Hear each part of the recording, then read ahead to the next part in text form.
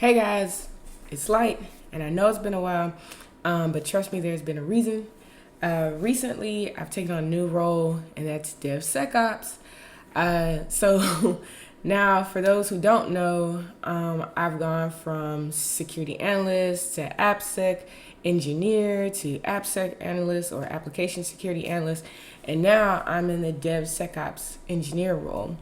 Which sounds pretty amazing, but I know some of you are like, what the f is that?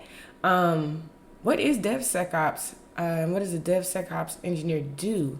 Well, I'll tell you what DevSecOps is in this video, but in the next video, which will be what does DevSecOps engineer do, you'll find out just that. So now let me just get to the point.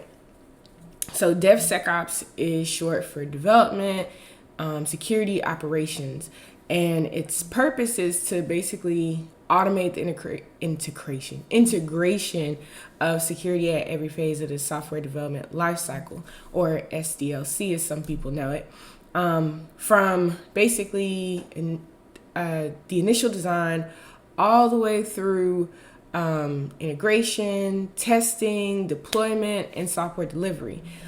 You just have security on every single phase. So it's a fairly new role that is long overdue.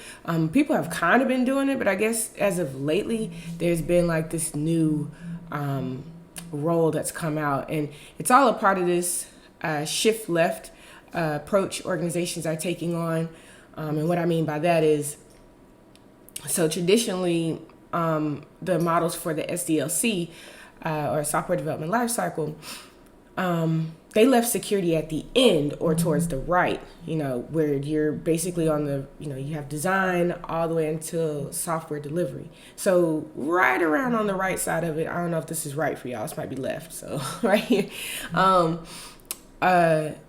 right around that age, they would introduce security, like do all their security testing towards the end of the cycle or the process. Meaning that after they've designed, developed, done some quality assurance, they wait for the security teams to come in and say, nah, you got hella vulnerabilities, and send it back to the dev team. Some people just push it through, right? Because they're just like, they just push it and you'd find out while it was out there in the wild or in production.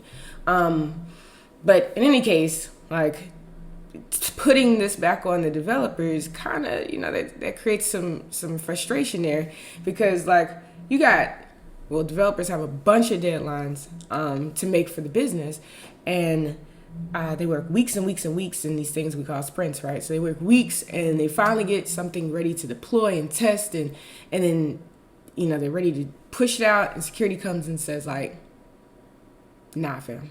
So this obviously would cause a lot of tension and stress for both teams, make security feel like you're not going to get anything done because you're getting so much pushback, and developers are just like, why do they even exist? So yeah, it basically made it to where nobody really cared about security. So anyways, several conferences and research and pushing later on, they came up with this whole shift left approach, where security is implemented, like I said, early in the SDLC process, hence the shift left, or shift left for y'all. I think that's what it is. Whatever, it's mirrored. So there you have it, a high-level overview of DevSecOps. There's way more to talk about it, but just know that it just automates security embedded in every phase of the software development lifecycle. There's different tools you can do this with, and different approaches you can take with this, which I'll talk more on in the, I'll have more videos about that, but I just wanted to give you all kind of like a high-level overview of what DevSecOps is. Make sure that you subscribe and hit the bell to get the notifications when the new video drops. So thanks for watching, and I'll talk to you soon.